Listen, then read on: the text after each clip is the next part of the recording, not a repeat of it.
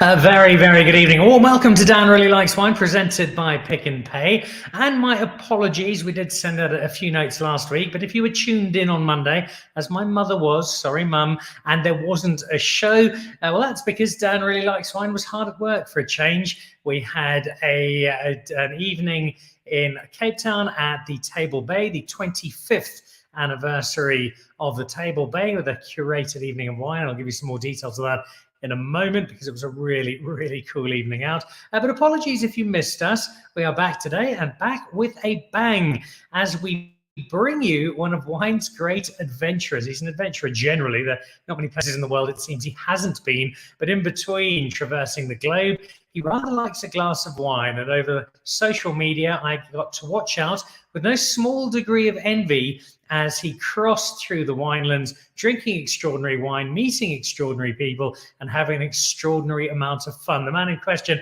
is Daryl Balfour, who's been a guest on the show before, but never quite like today, as he gives us the ultimate wine trip with a few of his mates from that trip joining us to look back nostalgically on what was a very special few weeks, appreciating and appraising the best that the Cape wine route has to offer. So all of that in a moment, Daryl's great adventure. First, though, here's a little bit of wine news from the South African wine world.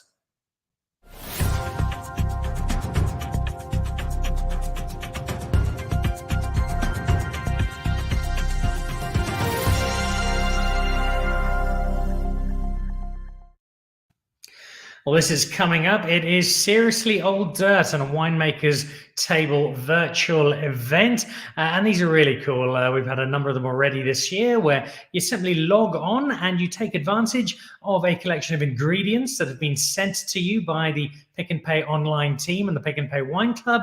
And you will also receive the Seriously Old Dirt from Villa Fonte. It is Thursday, the 9th of June. It runs from 6 until 7 or thereabouts. You get the winemaker, you get a fabulous chef, and you get me as an added bonus. Only 50 tickets. So 100 guests, maybe a few more if you've got a couple of other mates around and you're willing to share your bottle of wine with more than just one other. And over the last little while, I've had some terrific food. It will continue. Some plain river cheese, the Havarti, some nice hard flavorful cheese. You'll get to put together a toasted naan dish with a bit of bresaola and some onion jam, and then a chocolate brownie dessert. Really easy to assemble with ingredients from Pick and Pay. But best of all, a bottle of the Seriously Old Dirt, which, if you haven't had one before, will give you an introduction to Mike Radcliffe's world of Villa Fonte. So that is Thursday, the 9th of June. I will be your host for the evening, and we look forward to seeing you there. So put that one in the diary for the 9th. Then Merlot, it's I won't say it's a much maligned grape. It's just a grape that doesn't always sit in the headlines as much as perhaps it should, and that's where the Hello Merlot forum steps in. Lovers of Merlot. It's a very popular grape in terms of sales in South Africa, but when you speak to the higher end of the Merlot world, it doesn't always get quite as much appreciation and quite the plaudits of some other grapes. And the Merlot forum is setting out to change this. They've had a competition running. Judging was out at Vondeling earlier this week. Matt Copeland from Vondeling is involved in the Merlot forum. In terms of the judges, Cathy van Zyl involved, Spencer van Damier, Melu Lambert, and Taryn Vincent from Reciprocal, your 4 judges, and we'll have news and the results, plus the top performers coming up in the next few weeks on Dan Really Likes Wine.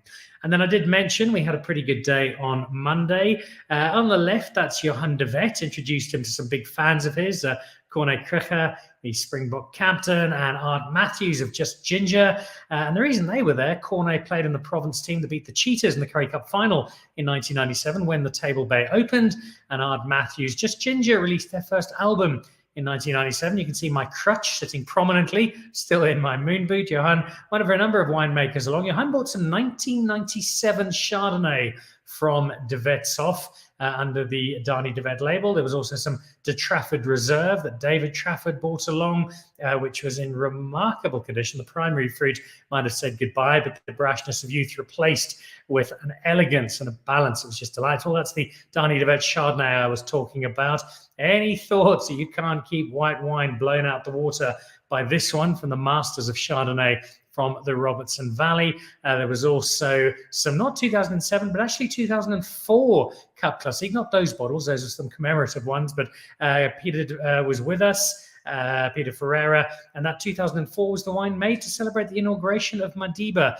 And a couple of people thought it was the current vintage. It was that fresh and lively, also very fresh and appealing. A trio of reds from Warwick from 1997. I love that Cabernet Franc, but probably the Cab Sav the most surprising in terms of what it delivered. Norma Radcliffe's proud tradition staying on. There was also some wine too from Le Bonheur, and we had some Canon Cop Pinotage, all from 1997. It made for a very, very good afternoon, evening indeed. Thanks to all the winemakers, and congratulations to the Table Bay, our partner hotel in Cape Town, for delivering us a really, really good evening. So there we go. That was great wine from 1997. There was probably some wine from 1997 drunk on Daryl's great adventure, because I don't think he missed any wine. He was raiding people's cellars left, right, and centre, doing so gleefully and posting the results both to social media and to a WhatsApp group that I'm a member of that was flooded with envy-inducing images. So let's meet the great adventurer, plus our other three guests who join us today. One is celebrating a birthday, one's recovering from a broken leg, and one's on holiday at a nudist camp in Greece. Let's say hello to Daryl Balfour, to Craig Vessels, to Ian Nadir, and our birthday boy. Happy birthday, Rake Malkin. Lovely to see everybody. A warm, warm welcome. And thank you very much. Great to have you all on the show. We've got a lot to talk about this evening, but let's set the scene first of all, Daryl, because this was just the most extraordinary trip, and possibly made all the more so by the fact that you somehow convinced a family member to have their honeymoon, let you come too, and then turn it into your dream holiday. Yeah, good evening, Dan and Rick. Happy birthday. Craig, good to see you. Not quite on your feet again, and Ian basking on the islands in Greece. Give us the background to this trip that you put together. I know it's not a first time. You make a pilgrimage every year, but this one seemed particularly special. How did it come about, and what was the planning process to it? Well, my nephew, Freddie, who's become my wine drinking protege and wine drinking companion in the last few years, was getting married down in Pearly Beach. And he and his wife decided that instead of going off on a romantic holiday somewhere, they'd like to go romancing the winelands with us, and asked me if I could set up some wine tastings, which I did. You know, fortunately, my friends on the show and others who are not here all fell in with the plan, and we had the honeymoon became a wineymoon. And a wonderful, wonderful one it did. It kicked off near Mossel Bay, which we'll start with in a moment. If there are people that are going, hang on, Daryl Balfour, does he make wine? Does he sell wine? How does he fit into the wine world? Well, let's find out from one of our other guests. Rake, I think you're actually a distant family member of Daryl Balfour. Give us the neutrals biography of Daryl Balfour, the wine personality. How did he fit into the South African wine world? If I have to recall now, I think I met Daryl in about the early 90s at a very good mutual friend of ours, the late, great Mark Otto, who was a dentist. And Mark Otto and I used to imbibe quite a lot those days, more than now, I think. But and he did say that he's got an old friend, a connection that was involved, if I tend to remember, it had to do with windsurfing and Wits University, but it was all about windsurfing. And then the next thing, Mark arrived. Mark opened the door, and in walked Daryl and Shana. And I think they still had their Maltese poodle with them at the time. And we just hit it off immediately. It was all around the table, lots of wine, lots of laughter. And then Daryl was working a year or so, well, that same year, he was working on a coffee table book for one of the publishing houses, if I recall. And I just asked him, he was very welcome to come and stay with us at Mirati, and he stayed in the old artist George Paul Collins' studio, and they used that as their base. So we got to know each other in the early 90s, and it was all around friendship and wine, really. That's how it started. And you, like many others, I think, are admiring of Daryl. I see a couple of people there. Lisa Harlow saying, I have Daryl to thank for emptying my bank account. But some great wine recommendations via Twitter, which I really appreciate. Well, let's go into the first of those wine recommendations, because you started somewhere on this trip, Daryl, with a wine estate that is perhaps not quite so well known as some of the others we'll encounter over the course of the hour of today's show. And that's a spot called Yucklesflay. Yeah, Dan, we were staying with friends in Mossel Bay, and I was looking to see what I could see and do around there, and came up with Yucklesflay, which is pretty much a destination in that area. It's a great cellar with some wonderful tasting menus, great outlook over the mountains. I think it's the Otaniqua Mountains, and yeah, so we went there for lunch. Unfortunately, the winemaker wasn't around then, so we did they have a variety of tasting menus. We did the wine and prawn tasting, and yeah, they produced 5 or 6 different prawn dishes, each one paired with a different wine, and yeah, it was really delicious, and it just showed that our wines just can pair with so many different dishes, different spices, and yeah, it was a great day, and anybody in the Mossel Bay area is definitely worth a visit. I seem to speak. I remember you speaking particularly about that light, fizzy pink Moscato that took you a little by surprise. Yeah, you know, it had been recommended to me by, I think, Johan Smuts in Pretoria. It said, when you're down there, try it. It's out of the ordinary. It is. It's got a bit of a sparkle, a little bit fizzy, perlé, I suppose you'd call it. It's not quite sweet, but it's not quite dry, and it's pretty low in alcohol. And it just made a great lunchtime drink. And in fact, I brought a case of it home with me because the girls like it. And if you don't want anything too heavy at lunchtime, that sparkling Moscato is delicious. Something you'll notice about Daryl, he never buys a bottle of something. He always just brings a case of something home, and there isn't a case he doesn't have. He's a fearsome collector, and that collection has doubtless grown with everywhere you went, which followed on from Yucklesflay with Balea. Again, it's a name that some people might not recognize, but in Gunter, you've got a very accomplished winemaker. Tell us a bit more about the man you were up to all hours last night.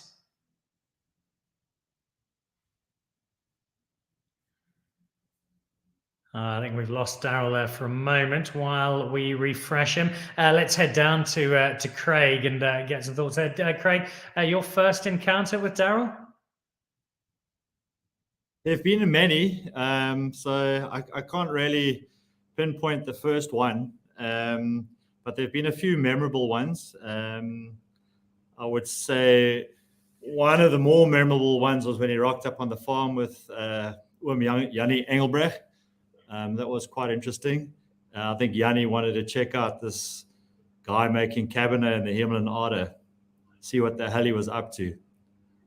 So yeah, we had quite a fun tasting that afternoon, and I don't think I quite managed to convince Jannie, but I think he's a tough one to convince.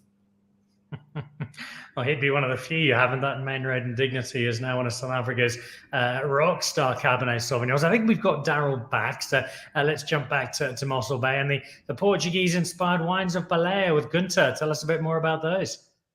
Yeah, I think probably Balea was one of the finds of the whole Honeymoon Safari. And, you know, I'd passed by Riversdale before. I'd seen this place. In fact, somebody gave me a bottle of Riversdale of Balea Chardonnay. I think it was the 2013, which was an award-winning wine back in the day. And that was my only experience of Balea. So I arranged to stop in and meet Gunter. And in fact, Gunter was here in Nelspruit last night. We had a really successful tasting. And yeah, his wines, the Balea wines, are really stunning. It's spectacular wines. And really well priced and delicious. There's a real salinity that runs through all of them because of their limestone soils in San Sebastian Bay, where most of the vineyards are. And I did find out from going to that, a lot of top producers are actually buying grapes from him. Unbeknownst to many consumers, I think, although he's the only producer in that area, his grapes are going into a lot of other top Chardonnays and top Sauvignons around the country. He is a little under the radar at the moment. I'm not sure how much longer that's going to last. I'm hearing more and more about these wines. Hopefully Gunther on the show before too long. It was then down to somebody who we've seen a bit of on the show over the last little while. The man who played Hagrid in the Harry Potter movies, the great Pierre Rabhi from Periwinkle. Yeah, Pierre was huge fun. We did a tasting on the Easter Monday at his cellars up near Bad Skietersbos. And then when I'd arranged that, he insisted. He said, "Look, afterwards, you're not going home. You're coming back to my house in Franskral, and I'm going to cook fish for you, and we're going to play a game." And that's really something you need to speak to Pierre about, because this game that he's developed, it's a blind tasting board game, is really fun. He's in the final stages of development. I think it'll be going out to the public soon, and that was huge fun. But his wines are really, again, wines that just show very distinctive terroir from that Agulhas Triangle, as they call it. He's not just a great winemaker, he's also a terrific advocate, and clearly someone with a lot of creativity, because that Conquer Wine game, which he spoke to me about, it just sounds like a huge amount of fun. We'll do something on it on the show coming up. And the wine that he makes can fool even the best of people, because Ian Nodir, if I'm not mistaken, you thought that one of Pierre Rabhi's pinotages was actually one of your Cinsaults. Yes. Daryl brought a bottle, and it was a blind tasting. And I'm usually not really good with blind tastings, because I've been caught out a couple of times. People would bring a bottle of my old wine, and then I would insist this is one of the best Italian wines I've ever tasted. And they pull it out and said, "Oh, it's funny, it's one of your wines." So when Daryl did that, I was really all over the place, and I thought, wow, this is definitely my Cinsault. And it's the closest I've ever tasted. And I phoned him afterwards, and I said, "Just tell me what you did, because I would like to share notes on this thing. And I'm thinking if you drive on like this, I might be in your shadow really quickly." I love that aspect of wine and the capacity it still has to surprise and to mystify. Speaking of mystery, you don't look like you're sitting in Stellenbosch at the moment, Ian Nodir. Tell us where you are and how much fun you're having at the moment. I'm going to start with a word that my host just wrote down. It's called yamas, and that's cheers in Greek. I'm the lucky person at this stage, Daryl and Dan. I'm sitting in Sifnos Island, and it's my yearly pilgrimage to Greece, which I love with a passion. And I always went to Paros, and then I was lucky enough to be introduced by Greg, introduced me to Yanis, which has got a winery in Santorini called Valitis Wines, which is just, it blew me away. And I was lucky enough last week to go and visit him there. And then we came to visit a friend here in Sifnos, Peter Lemmer, who's making South African wines as well, called Onskuld, which is brilliant. So the wine world is just getting smaller and smaller. And I'm actually thinking here, I've seen today, I've driven around with a scooter, and I saw some vineyards on Sifnos. They don't make wine here. And I'm thinking to be the first person to maybe emigrating here, because life is really, really good here. Well, I'll be in Sifnos in August, so if you're still there, I'll come and find you. I haven't been to Sifnos. I love Paros. In fact, I think Paros makes a Masirtiko that can certainly compete with Santorini. So glad you're living up the Greek sunshine. You did have lunch with Daryl on his trip. We'll get to that in a moment. Let's go back though to Daryl and to hitting the Hemel and Ardagh Valley, because there was Peter Finlayson to drink some wine with. There was a lunch with Creation Team, and then you got to sit down with Craig and with Anne and run through the entire Restless River range. Yeah. Well, unfortunately, Craig was apparently working that day. I think it was the same day he broke his his ankle surfing, so he might have been at the beach, and gave the excuse that he was harvesting or working the vineyards. But he actually did put in a show. But yeah, Anne, who, as I'm sure you know, is Craig's far better half, worked us through the entire range with my nephew and his new bride, and Shana, my wife, and we had a delicious tasting out on their veranda in their beautiful home up in the Himalayan Ada. And yeah, I think anybody that doesn't know Restless River wines, well, it's probably bad luck, because they're extremely hard to find. And if you haven't got them by now, get onto the allocations list and put your name down with your supplier, because the Main Road and Dignity, his Cabernet. Craig's got a lovely story. When he first bought the farm there, all the local farmers said, well, I guess the first thing you're going to do is pull out these Cabernet, because Cabernet doesn't grow in the Himalayan Ada. And Craig's response was, not a chance, I'm going to make the best Cabernet out here. And he's certainly done that. So Main Road and Dignity Cabernet is, in my mind, one of the best Cabernets in South Africa. Much to the dismay of the Stellenbosch winemakers, because Stellenbosch is Cabernet City. But yeah, that Main Road and Dignity. And then, of course, the Ave Marie Chardonnay is just simply superb. One of the nicest Chardonnays, and in fact, very much like a Burgundian Chardonnay in many respects. And then there are a few other little wines that Craig and Anne dabble in. But yeah, the whole range. I was drinking a little secret project of theirs with Gunther last night before we went to the wine tasting, and I placed another order this morning. Your cellar must be the size of a Pick and Pay hypermarket at the moment, and a place I'd very much like to come and visit. Let's go back to Craig and check in quickly. I didn't do this earlier. My apologies. How is the leg, Craig, after your midlife crisis surfing adventure? It's coming on. I guess you know exactly how I'm feeling. You're in the same you're in the same moon boot as I am. So it's coming on. It's been 5 weeks. I hadn't quite finished harvesting yet, so the timing wasn't great. And just to correct Daryl, I'd been harvesting that day and then shot down for a surf after work. Because when I popped in and came and said, how's it to you guys? I hadn't broken my leg yet. So it had to have been afterwards. The evidence shows.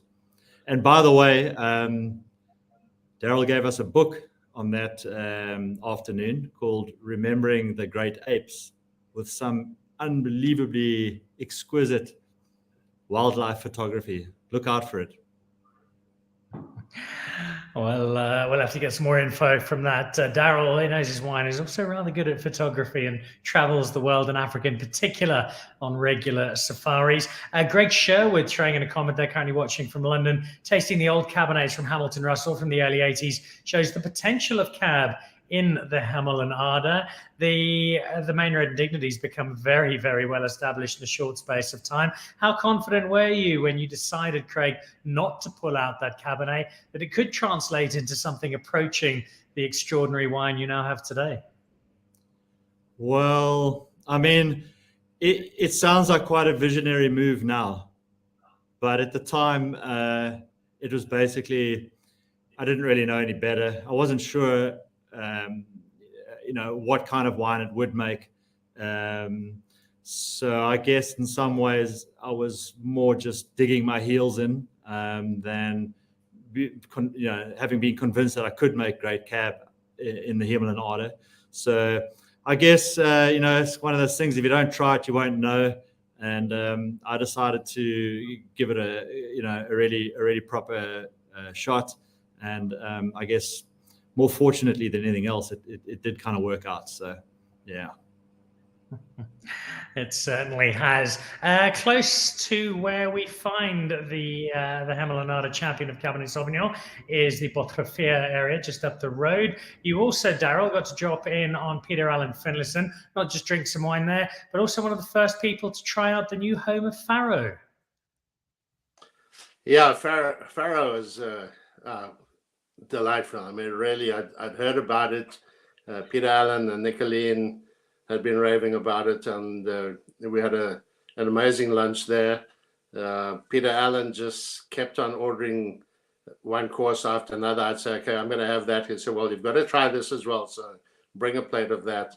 So I think we tasted everything that they have at Faro. And alongside of each course was 2 or 3 or 4 different Crystallum and Gabriel's Kloof wines. And yeah, it was an amazing afternoon. I don't know how we got home from there, but we were staying in Hermanus with Peter Allen's dad, Peter Sr., and I can't even remember who drove us home. I know it was home safely by a sober person, so we don't need to worry there. It finished off one great day, and then it was on to some more, including Jan Hansgaard, Francois Hasbrook, who's I think just landed in Montana. He's over doing some wine tasting in America at the moment. Is now working with Jan Hansgaard, and there was not just some terrific wine, but if I remember, you also got to break into quite a cool cellar. Yeah, there's an amazing little cellar down under the floor. There's a steel gate that you slide back and go down these steps into the cellar, and all dust encrusted old bottles of Rosenhof and really wines from the 60s and 70s. We didn't actually open anything. We just looked on and salivated, but I wasn't going to have the temerity to open those wines without the host being there. Now, there are rumours of some missing stock, but I'm sure that's got nothing to do with you at all, Daryl. I think, Rake, did you have a similar problem of Daryl arriving and deciding to ambush your cellar and go on a raid? I must say he was actually very, very polite this time. He was incredibly well behaved and used the best English, and was of very, very sober disposition when he got here. So he didn't let himself loose in the cellar. He could have if he wanted to. It was always welcome to do that. But he was incredibly well behaved, I must say. Sounds like we might be talking about a different person, but we'll clarify that in due course. You had a meal together. You had some wine together. We'll find out about that in a second. I see Fred Loeffler has jumped on. He was the newlywed, I think. How's it, guys? And happy birthday, Rake. Fred, lovely to have you watching. And I get a recount of your honeymoon, glass by glass, bottle by bottle. This was probably the bravest thing you did, Daryl, on your trip. I know you're a man who can handle a glass or two of wine, but voluntarily going on a wine route with Ken Forrester is either enormously courageous or incredibly silly, probably a combination of both. But I suppose when the destination is the Swartland and the reward on the horizon is some of the most exciting young winemakers in the country, then even the presence of Ken Forrester can be accepted for a trip like this. Yeah, Ken contacted me in advance and said, listen, Daryl, it's about time I did an assault on the Swartland. So I said, okay, yeah, that sounds good. He said, all right, you just set it up and tell me the time and the date, and we'll be there. And we're going to, I want to meet all of these youngsters. And that was one thing that amazed me was Ken Forrester, is a bit of a legend in Stellenbosch winemaking. And he was meeting so many of these young winemakers for the first time. I thought everybody in the industry knows everybody. But yeah, we started with Samantha Suddens of Vine Venom and Yolandi Fouché, who makes the wonderful Wolf and Woman wines. And we started off at Riebeek Cellars with them, tasted through their range of wines. Ken and his winemaker, Sean Matesa, then delved into their cooler bag they brought along and pulled out the range of Forrester wines, including some that had literally finished fermenting 2 weeks prior. And we tasted through all of those. And then the next thing, we were whisked off to Martin Lamprecht, Morris's house, where we'd originally planned to go and have lunch at his restaurant. And Morris said, well, my restaurant's not open on Mondays and Tuesdays, but that's not a problem. We'll just throw some meat on the fire at my home. and invite all the young winemakers around there. So yeah, that was kind of the beginning of the end. Well, one of those winemakers is watching the show. Jasper Wickens had a really good day with Daryl at the Maras Castile, Maras's famous spot and the home of hospitality. And Jasper following up with, and Ken, what a legend he most certainly is. I think you had some time with Donovan Rahl and Saki Mouton and some really cool young talent. But then you went a bit old school, and just before we get to Murati, you got to go out to a man who's leaving his current place of employment shortly, Luca Cunningham, bidding farewell to Glenelly. But before we did that, he gave you and Angela Lloyd something rather special, including a really good meal. Yeah, you know, I've tasted with Luke before, and I really love his wines. And you know, obviously the Lady May range is some of the best Bordeaux blends in South Africa. And so I told him I was bringing Fred and Maurice on their honeymoon tour, and he said, "Right, do you want to do a vertical of Lady May?" I said, "Yeah, that sounds good." Well, you know, Luke doesn't do anything by half measures, so we did a vertical of Lady May, everything from the first vintage 2008 to the yet to be bottled or labeled 2017 and 2018. And but prior to that, just to kind of open our throats a little bit, we had a couple of Chardonnays, and then the reserve range, the state reserve range. So by the time we got onto the Glenellys, we were properly thirsty. And the Lady Mays. Then we worked our way through 2009, 10, all the way up. Some delicious wines. Probably the surprise of the day was how well the 2016 was showing. You know, it's still very young, but it was a delicious wine, and I think it's on the market now. But yeah. It was an awesome day. I'm sure Angela's watching, and she can chip in there, because you know, there was lots of oohing and eyeing going on from her end of the table. Angela in good form as always. I saw there you had some of the Chateau Pichon Comtesse de Long, which is Lady May's previous Bordeaux estate, one of them, as there's some great comparisons to be doing there. Brad from Derbs watching. Ken's a legend. Screw top for the win. If you don't know Ken Forrester would put everything. He would have Chateau Petrus in screw top. He would have Romani Conti in screw top. Everything in screw top. And he does make a compelling argument if you ever get cornered by him. And an hour from Ken on screw tops. All right, on to Murati. And there's a family link here, isn't there, Daryl? Yeah, it turns out that one of my wife's way back ancestors by the name of De Wit was, I think, the third owner of Murati back in 1700 and something. And Shana's cousin Steve De Wit, who lives down in the Cape, was a bit of an amateur historian. He tracked the history, and sure enough, it is a direct line to the De Wit family that Shana's mom came from. So yeah, you know, as Rake said earlier, our friendship goes back to, I think it was 1990, and we didn't realize there was a family link there. But yeah, I'm hoping now that we've shown the family link, I'm just preparing the papers, and hopefully we get a share in Murati. Good luck with that. Rake, the Melk I know best, and I think there is a relationship. Justin Melk, the famous German international rugby player who I've known for many years. Murati itself is a Melk family business. It wasn't always yours, though, because there was a spell mucking about in the world of medicine before coming back into wine. Yeah, that's correct. I mean, when I met, my first introduction to Daryl was when I was still playing Doctor, that's for sure. Our mutual friend was a dentist.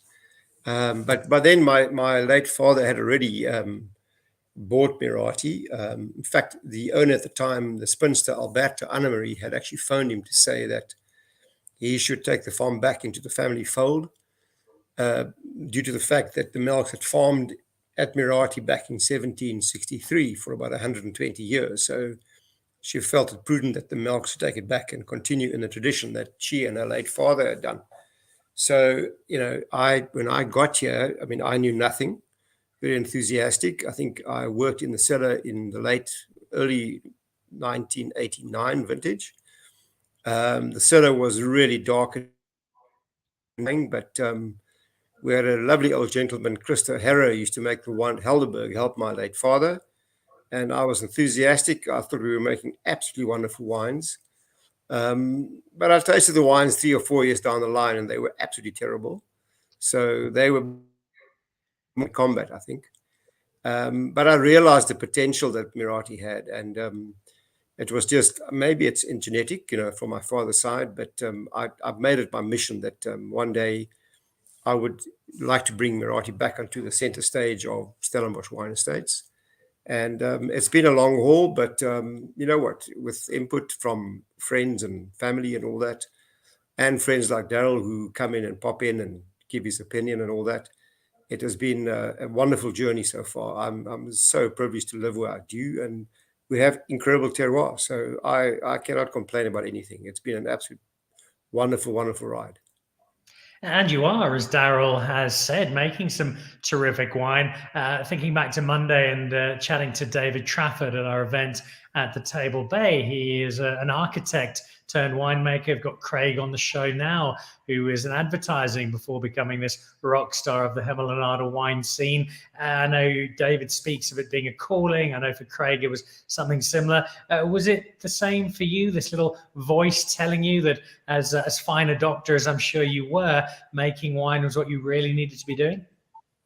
Yeah, I think I recall very well as a youngster going with my father down to Stellenbosch Farmers Winery when they used to bottle Lieberstein, by the gazillions of liters, and going down there and just having the smell of the juice and the pumps and the bottling plant running, and it just intrigued me immensely. And I used to go down with my dad. My siblings, they didn't do that. So it was clearly, I think, there's a genetic thing there that it was like a genie waiting to be let free, and I just waited. I enjoyed my medicine.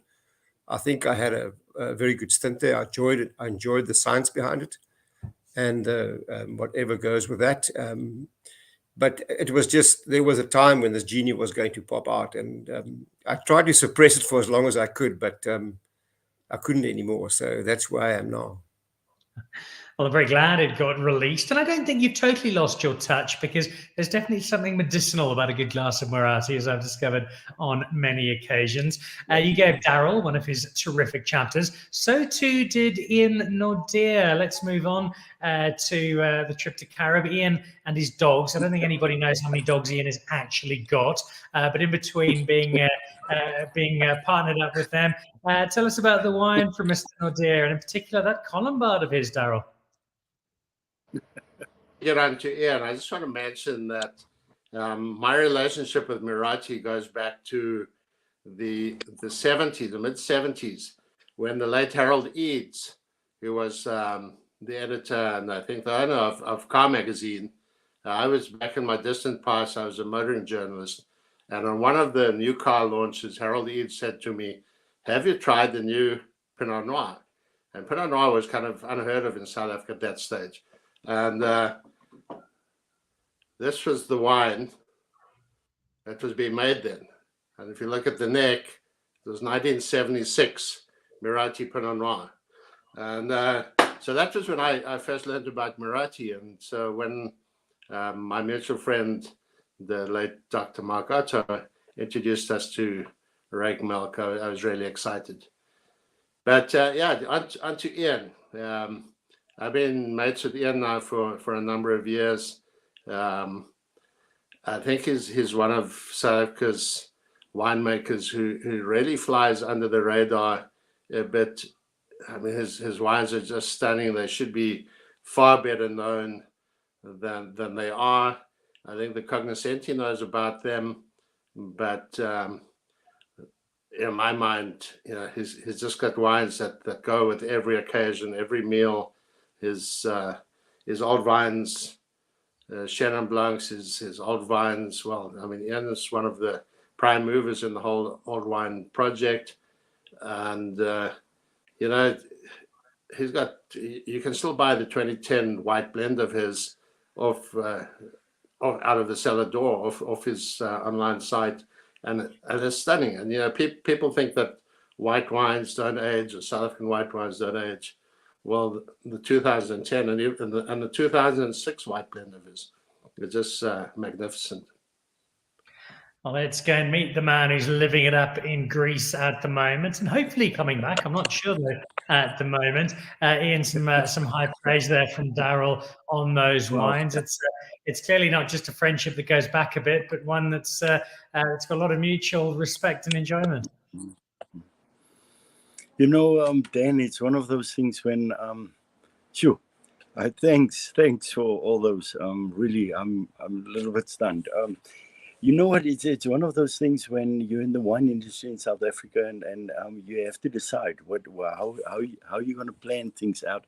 And I've decided from the beginning I want to be as low under the radar as possible for as long as possible, because I really want to do wine and not the other things. And then you meet people like Daryl Balfour, and I must be honest, I'm going to turn the tables now, because I remember he called me, and Dan must he must help now. He called and he said, I would really like to taste your wines, and I'm really intrigued and all of this. And then he said, we've got a mutual friend, Fiona McDonald. We work together in Durban and things. And I Googled his name, and I saw this guy, and I saw his photography. And you know, everybody who knows, animals comes first and then everything else. And I looked at this photographs and I thought, no, I'm not doing a tasting. I really need to meet this guy, because somebody who takes pictures of animals like this, I just have to meet. And it was incredible, because the first day we met, I remember he kept on asking things about wines, and he was like, yeah, Daryl, we can talk about that. Just tell me about that elephant thing.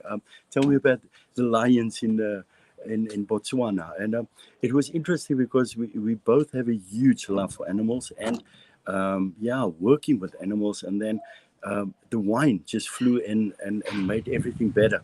And the thing is, he's one of the few people that I really, really respect, and that people who know me would know. I call him quite a few times. I would say, I'm launching this one, but what do you think? Listen, I'm going to send you a bottle first before I'm going to launch this, and I want your honest opinion. Winemakers, we don't ask honest opinions a lot, because we know we're going to get it then. And for me, Daryl is one of those advocates of South African wines that you sit back and you think, wow, this guy's done more for South African wines than a lot of groups or international people has tried to do. And Daryl, you're one of my favorite wine tasting people. And I must be honest, sometimes you give me a lot of stuff that I think, ooh, that was a little bit hard. And then I go and sit down and I think you're 100% right. But your photography still comes first, honestly. All right, the Mutual Respect Club there, and wonderfully so. Lisa Harlow saying Ian's wines are so special, they're always going to be good. The favourites in my cellar. And then a little earlier on, a comment from Greg Sherwood towards the start of the hour. How are the Greeks enjoying the Colombard? Ian is, of course, on the beach in Sifnos at the moment. I think he's actually buying Sifnos. It's been a good few years for Nordia Wines. The Colombard was mentioned by Daryl. That's been a real story. 5 stars from Plata for a Colombard. It's always been cheap and nasty white wine. You've turned it into something completely different. How satisfying has that been, Ian? Dan, it was after I met Giannis, I tasted his Assertico, and I thought, why don't we have Assertico in South Africa? And it's such a beautiful story, actually, because Greg introduced us. And I tasted his Asserticos, and Giannis and myself were talking backwards and forwards, saying, why don't we plant Assertico in South Africa? Because I think it would work. And then COVID happened, and life happened, and all those things. And I got to Vredendal through Saki Mouton, and I asked him, I remember very, very well, I said, you know what, I think this is a really interesting area. What cultivars do you have? And he said, a lot of Columba's. And I said, yes, and what else? And he said, the other things. And he said, came back to Columba's. Like, no, I'm not interested. And then I drove past the vineyard, and I said to him, what is this? And he said, that's Columba. It's like, wow, okay, maybe. And I went back and I thought, there must be something to Columbine. And I really thought it must be better than brandy distilling and hyping up anything else that needed acidity. And went back and I tasted the grapes and I thought, wow, this is phenomenal. Then I Googled it and I saw it was one of the first planted grapes white grape varieties planted in South Africa. And I thought, but how did we miss this boat? And I made the wine and I was incredibly excited about this wine, but only me, I think, and two other people. And I thought, okay, firstly, I'm going to bottle this as a Columbine because I think it's perfect. But I'm going to be the only one drinking it in South Africa. And I thought, why don't I give it a name? And I thought Langpad, which means the long road, is the perfect name for this because it's South Africa's oldest white grape variety. Secondly, and it comes from 5 hours with a cooling truck overnight to the winery. And it was interesting. I sent this to Greg and a couple of people. And Greg wrote back and he said, this is crazy. We have to do this. And I bottled it and we launched it. And literally 4 days after we launched it, COVID-1 hit us. And I thought, okay, I would have enough wine to drink over COVID because I'm the only one who's going to drink this. And then I started, I don't know how it happened, but then Decanter got hold of it. And this is my favorite part of the story, is Decanter got hold of it. He got voted as one of the top 50 wines of the world that year. And I thought, wow, I hope they don't Google Columbine or Vredendal because they would take it out again. And then people started writing about it and they said, we've never tasted a Columbine, but this is the closest thing to a top-end Greek Assyrtiko. And I thought, okay, I can die. Everything has happened. I'm full circle now. And the beautiful thing is I do tastings with Yanis's Assyrtiko and my Columbine, and it's like 2 continents, 2 different cultivars, but look at the similarity from this. It's such a fabulous story. It is echoed by Lisa Harlow, who says it's South Africa's Assyrtiko. And that was said before your comment there. So great minds and all that. Greg Sherwood, Ian is a legend. I don't think many people would disagree. Now let's go back to the final stretch because you had a couple of last encounters. And I think the one that I really like the look of, Duncan Savage inviting you around. I think Angela Lloyd joined that evening as well for a night of savage hospitality. Yeah, well, what more can you say? Savage hospitality, that's the right thing. I've also been mates with Duncan for a number of years now, and I told him I was coming down on the Winey Moon with Fred and Maurice, and Duncan had actually met Fred before. He brided my home a couple of years back, so he said, yeah, we'll come to the cellar in the Salt Riviera, and we'll taste a range. He said, but then we'll go back to my place. We'll throw some meats on the fire, have a braai. And that's exactly what we did. Angela joined us. We tasted the entire range of his wines, including the Night Tonight Josephine straw wine, which is it's probably scarcer than hen's teeth. And then we went home to his house and met his parents, his wife Sani, the daughters. Everybody's there. We just had a wonderful evening around the table. One of our friends, Angela's and mine friends in the UK, Clive Wood, had sent over a bottle of Dalwood sparkling wine from Devon, which we had, and we opened that there. That was delicious. Duncan had a great bottle of champagne, and then we drank through several of his wines, and just a wonderful. Just a family evening, and that's the great thing about the South African wine industry. It's like a big family. The friends I've made through wine, they've become like family to me, and it's such a great feeling to know that you can go to the Cape, call up these guys, and pop in and drink wine with them. I mean, with Rake, it was just we just arrived, and we ended up in the cellar tasting everything and. Just catching up. Rake and Kim, his wife,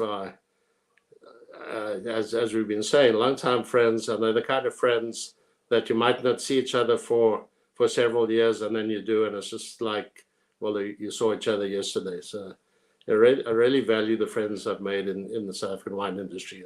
It's magical. As they value not just your friendship, but as all of them have said, the contribution you've made for so many years over your time in the wine industry as a great supporter, Daryl. I'm going to ask you one last question in a moment. I'll give you a minute or two to think of an answer. I need you to pick one bottle from your adventures, if you had to, that you would then open for a quiet evening with me in due course. Before I do that, let's go back to Rake and the Melks. And two questions for you, Rake. From all of the wines mentioned, all the places mentioned, what's the wine there that you haven't had that you'd most like to try? And then what are you opening for your birthday today? So there was a bit of a lull there. No, I'll definitely tonight. I'm drinking our two wines: our Bordeaux blend, the Ancela van der Kaap, and then our Cab Reserve, the Martin Melk, which I named after my great forefather who came out of Prussia those days to the Cape as a pioneer, as a soldier, and who was a man of serious mettle and endeavor. And he was the one who bought Mirati in 1763. So that's where I think my beginnings and my sort of my DNA and my genetic material started back in 17. I definitely will be having those two wines tonight. That's no doubt about it. In fact, they're really open and breathing it as we speak right now. Well, they sound fantastic. The other half of the question, which I think got lost somewhere in the internet, was of all the wines that Daryl has mentioned, all these estates, is there one that really catches your attention as something different, something you haven't tried yet that you'd like to have a crack at? Look, I've been lucky enough to have attended one of Ian's tastings down in Stellenbosch, which was I went with a friend of mine from Piketberg, which was exceptional. I've also been given a bottle of the Restless River of Craig's from a mutual friend of ours. I haven't tried the Chardonnay yet, so I'd be very, very keen to get my hands. But I'll get to him, honest. I was there a little while ago, and yeah, in fact, Ian's wife Anne and my wife Kim worked together many, many years ago. So I will still knock on his door and come and claim a bottle, which should be rightfully mine. Just whatever you do, don't agree to go on a gentle little surfing trip. They do No. well. Mr. Vessels, you've got some of your Chardonnay in demand in Stellenbosch. What's in demand for you? What have you heard of from Daryl and his wine adventure that you didn't really know of, that you haven't tasted, but sounds like something you'd really like to sample? Man, I think it's such a tough one to single anything out, but I just think, if I just look at a broader picture, there's a lot of old established guys who I still need to get around to tasting, particularly in the Stellenbosch area. The legend Ken Forrester that you spoke about earlier would definitely be one of them. And then likewise at the opposite end, there's some youngsters doing some really interesting stuff and amazing things. And I'm hoping that I've nearly finished harvest. It's a bit later in the Himalayan art, especially with the cab, but I'm hoping that after harvest, I'll be able to get some time to get in the car once the moon boots off and do some driving and go and taste some of these guys' wines and just get to know the youngsters a bit better and some of the old stalwarts of the industry as well, who you tend to get so lost in the moment of what's going on. You don't get to spend time with these legends of the industry. So that's what I'm really looking forward to doing. It's a trip I think I might be free for, so let me know when you're off on those adventures. Although the one I really want to get on is 2023 and the Daryl Balfour honeymoon. I'm not sure who's getting married next year, but I'm coming too. Before we get Daryl's favourite, if he can name one, I think we've got Ian back. There's been a touch of internet crisis in Greece. Mr. Nadir, if we do have you there, is there a wine that Daryl's mentioned that you haven't tried that you'd really love to try out? Yes. I'm back. You know what? There's a lot, but I'm a huge fan of Craig Wessels' wines, and I think he's one of the leading guys in South African wine industry. And I would love to taste all his new vintages. So please, Craig, invite me. All right. On Craig's behalf, I'm extending an invitation to Ian. So we'll get you all together, and you will not be disappointed, Ian, because the wine is quite magnificent. All right, Daryl, you've had some time. You tasted about 3,000 different wines in a month. What sits, Mr. Balfour, at the top of a very, very prestigious pile? Dan, I think your original question was, what bottle would I open if you were coming to drink with me? And well, the only one that would probably suit you is this 6-liter bottle of Murati. I don't think anything less than 6 liters would go far if the two of us were drinking. But there were a lot of wines that really showed their character. Yolandi Fichet's Wolf and Woman wines, really, she's making some wonderful stuff. Yolandi used to be at Peter Steph Toya's family farm. I forget the name of it now. The Balea wines. I mean, this Balea Venus Russias, which is a Tempranillo Syrah blend, is really great value. There's a wonderful salinity. It just goes well with any kind of food you're eating. Of course, Ian's wines just go without saying. Possibly a wine that Ian makes that few people are aware of is this. It's a natural sweet. Let me try to line it up. Natural sweet Mourvedre, and that's a dessert wine. It's just super delicious. So yeah, we've heard about his Colombard earlier. That's a 5-star wine, amazing wine. Craig's Cab and Chardonnay. The Murati have amazing range of wines, and their port. And of course, a long-time favorite of mine is the Murati Amber. Forever Amber is named now, and that's a fortified sweet dessert wine. I've got a sweet tooth, as you might have picked up. But yeah, there's so many. Why limit ourselves to one unless it's a 6-liter bottle? You did manage to narrow it down to 23, which is probably better than I would have done, given the remarkable collection of places you went to and the incredible wine you got to drink. Samantha Suddens, whose wine, the Vine Venom, you drank on your trip, reminding us that Yolandi was at Kluvenberg before, the Du Toit family farm. So thank you, Samantha, also making some very exciting wine with some very unique techniques. And we had her on the show not that long ago. And Jasper Wickens, Ian, what a man. Enjoy Greece. It's hard not to, but a lot easier when you are in Nordea. Daryl, I think I'm now going to be waylaid with queries from people wanting to join the Daryl Balfour Wine Tour 2023. As long as I'm first on the list, that's okay. But 2022, clearly an extraordinary journey, and one that reminds us all through you just what a variety of wine we have, what quality of wine we have, and what an incredible country it is when it comes to wine people and the wine they produce. So thank you for sharing it with us today. Thank you to Ian for taking time out from his holiday in Sifnos, prepares to purchase the island. Rake interrupting his 33rd birthday to join us for a party. And Craig, who's only got one leg and is making wine, but still made it in. Guys, thank you all. It's been lovely sharing the evening with you. I think we'll all be raising a glass to you tonight, Rake. And if you're watching the show, please do so as well. And a very, very happy birthday. Ian, enjoy the rest of Greece. Craig, good luck with the recovery. But most importantly, Daryl, thank you for sharing such a wonderful trip and a wonderful journey. And I'm actually going through the papers to have myself legally adopted by you so I can come and live in Nelspruit in your cellar. And I'll let you know how that goes. Guys, thank you. Enjoy the rest of the evening. Thank you so much. You've been wonderful guests and a wonderful show. Have a great evening. Thanks, Dan. Thank you. Thanks, Daryl. So there we go. The adventures of Daryl Balfour, wildlife photographer by day, consumer of vast amounts of splendid wine by night.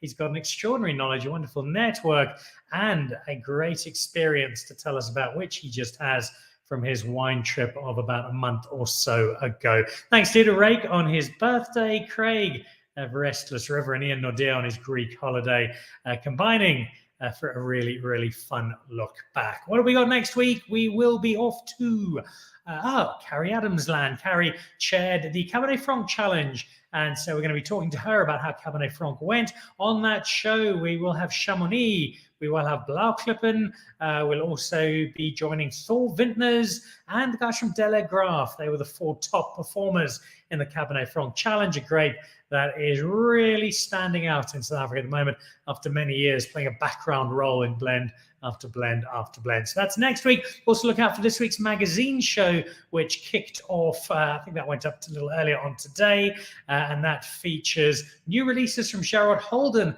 at Holden Mans, plus a look at Pink Valley and the rosé collection thereof, as well as a visit to the Old Oak, the brand new restaurant at Royal Johannesburg, where Overture's former chef Ransley Peterson oversees a pretty fine kitchen. That does it for today. Happy birthday to Ray, and a big thank you to Daryl for that wine adventure. We'll see you again live Monday evening. Thanks for joining us. This is Dan Really Likes Wine, presented by Pick n Pay. Goodbye.